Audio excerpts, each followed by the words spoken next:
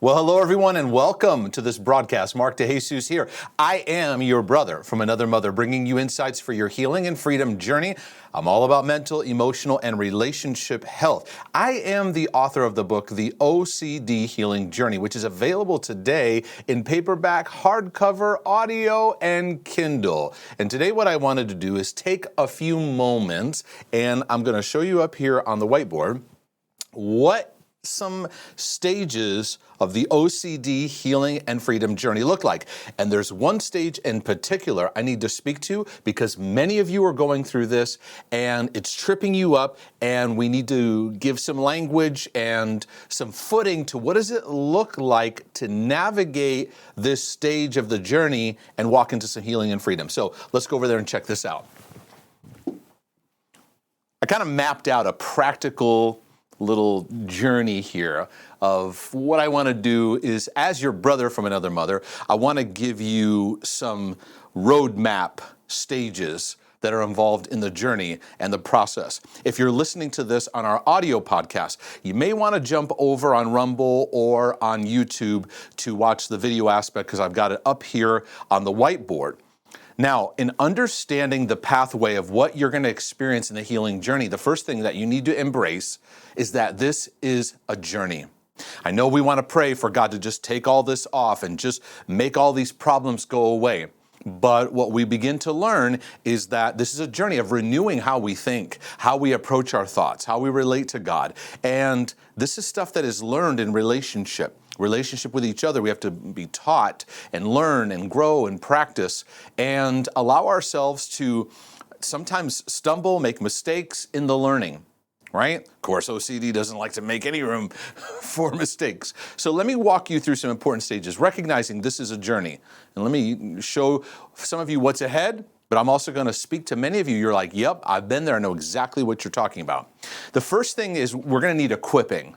We have to get equipped, and that's a major aspect of what I do in my teaching is I've got to equip people. When I sit down and talk with someone or I read emails, the first thing I'm looking for is this person equipped? Because I've got to put the tools into their belt so they can begin to apply what's necessary for the journey. And one of the mindsets we have to understand is the problem is not the problem. That's what those abbreviations are on the board there.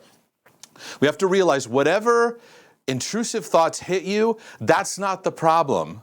And there's many times Christians freak out, and there's so many different opinions. There's so much confusion, and we have to realize it's not about what exactly the thoughts are saying, but it's our relationship to our thoughts that need renewal. How we relate to God, how we relate to ourselves, how we relate to the world around us that fuels obsessive and compulsive patterns. So we got to get equipped in it. And then in that, we got to get right to application, meaning what you learn, we don't want to just be heady, we want to put it into practice.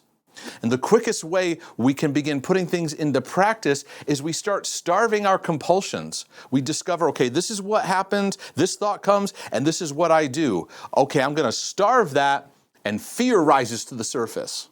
Right? And now I'm working through the fear that comes against me. I'm working through the guilt and shame that rises up, working through the perfectionism patterns in my life, right? And that's one of the quickest ways to get from your head to your heart, because the fear rises up and it's all happening now.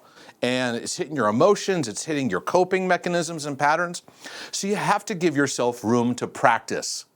And we're always feeling like, oh, I'm faking it, or we beat ourselves up. We're so shame-filled, we don't give ourselves room to practice. Yeah, well, I'm in performance mode. You don't have to be in performance mode. Just let yourself practice daily what it means to live out, being loved by your Father in heaven, living according to the grace of Jesus Christ, truth that sets us free, and realigning our thought grid according to thought patterns that produce the fruit of the Spirit, that produce faith, hope, and love in our life, in our journey. It's all part of the healing process. It's all part of the journey.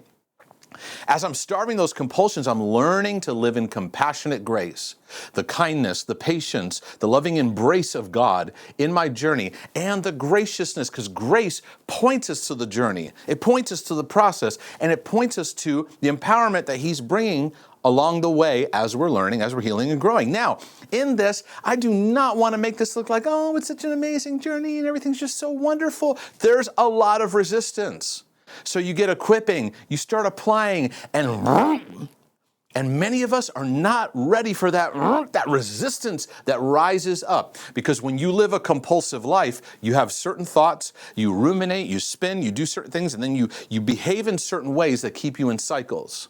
And the moment you say, I'm starving those, I'm moving in a new direction, you get this wall of resistance, right?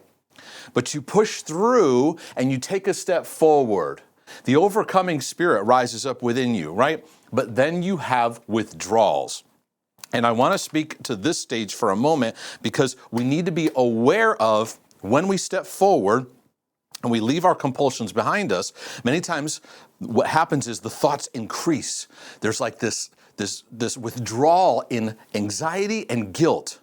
Anxiety going, oh, you're going in the wrong direction, you're going the wrong direction, bad things are going to happen. Whoa, what's going on here? And the guilt, you could be missing something. You're doing something wrong here. Because when you've lived a compulsive life for so long, you're so used to it, you think it's the right way. And when you start walking away from it and moving forward, you're actually facing your fears.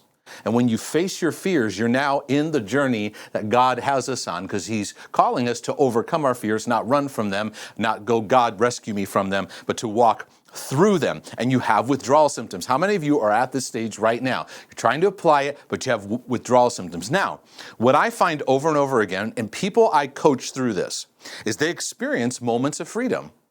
And those moments of freedom need to be stakes in the ground that you remember. You need to document your moments of freedom. Write it in a journal. Record a memo, a voice memo to yourself. Record yourself in a video using your phone. Back in the old days, before we even had the old days before smartphones, I remember in my journey, I would take this old recorder and I would record messages to myself when I had moments of freedom.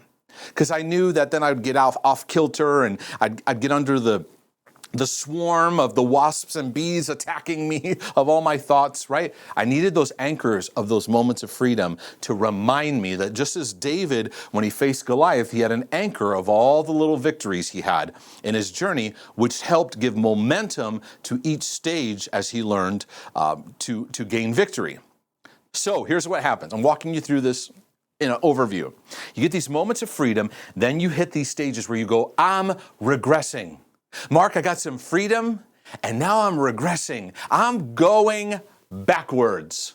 I'm back where I was before. This is never going to happen. This is never, freedom's never. It was too good to be true. There's some things you need to understand about this stage here. Most of the time, it's not about regression. It's actually about going deeper.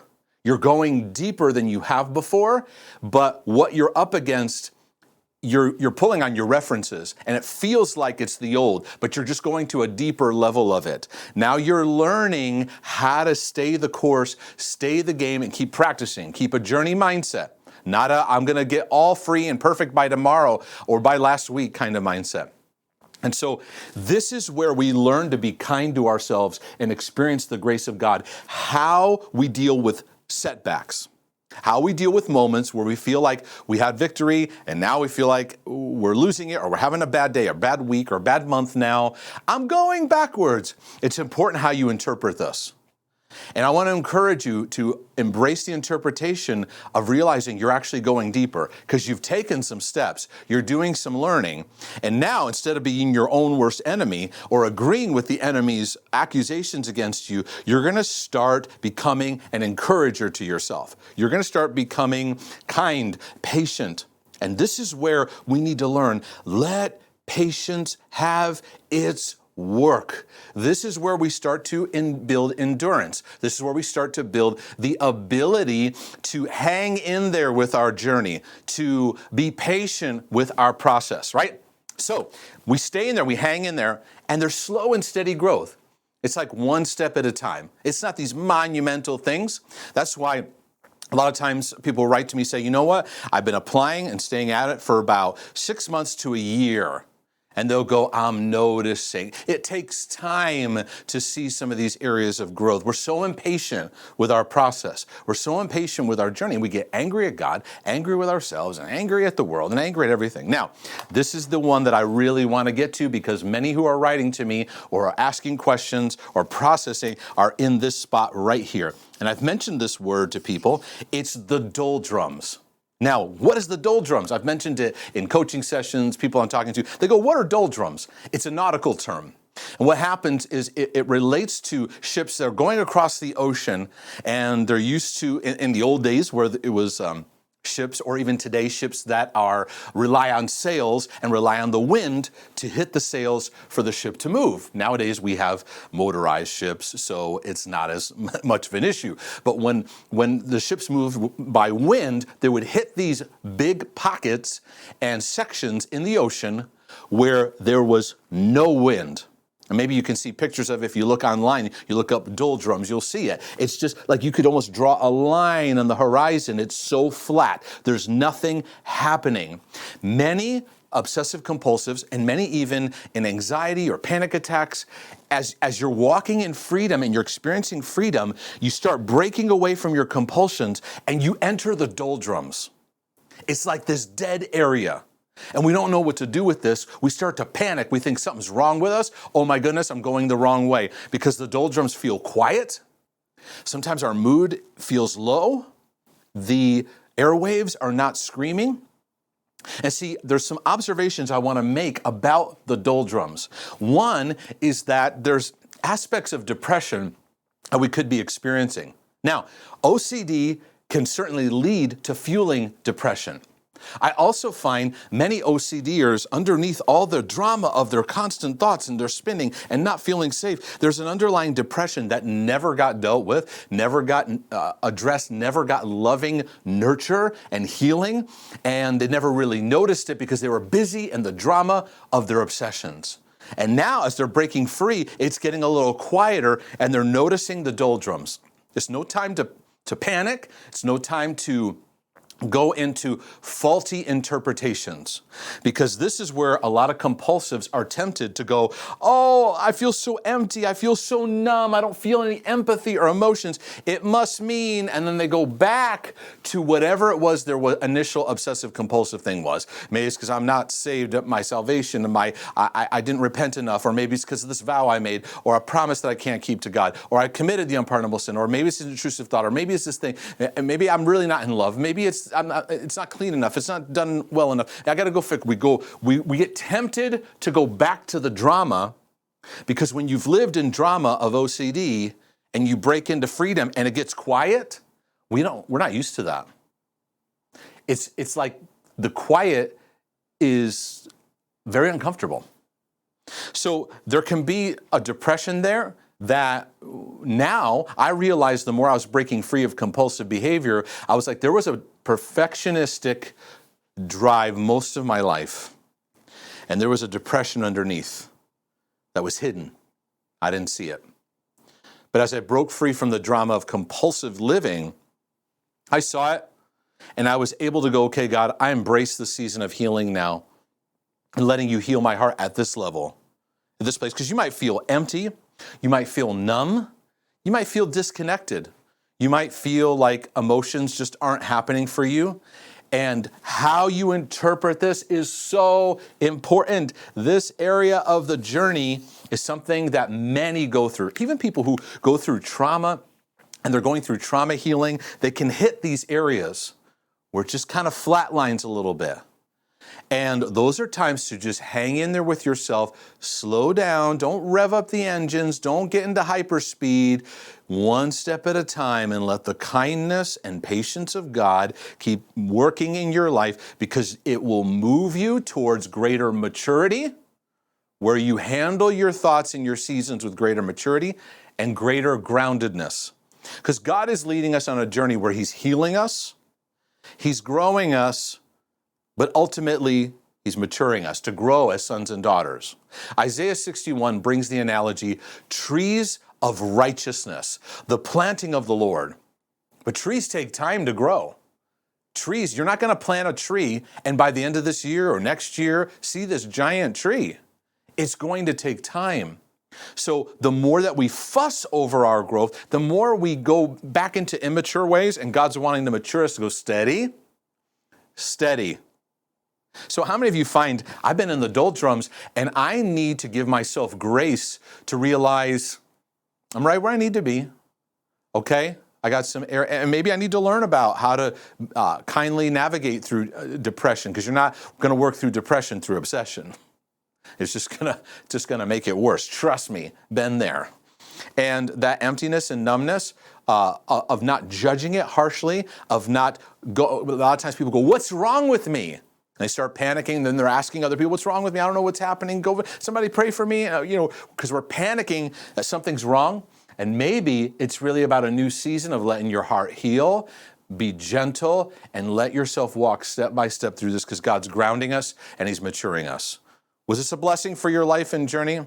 I pray it was. I pray this will help you. I pray this will encourage you. And I think there's many of you that are actually going through this right now, and you need some encouragement in this area of your life. Be sure to get a copy of the OCD Healing Journey, because this is a journey. And it's a great companion to the book, The Heart Healing Journey, because this is all about walking the process day by day, learning to experience healing, freedom, transformation in our life and our journey. If this was a blessing, click that like button, click the subscribe button on whichever channel you are watching this on. And if this has been a blessing to you, take a moment to consider a one-time donation or become a monthly supporter to the ministry work. It's an honor to be your brother from another mother, and Lord willing, and the creek don't rise, I'll be back with some more insights and tools for your healing and freedom journey. But in the meantime, I'm out.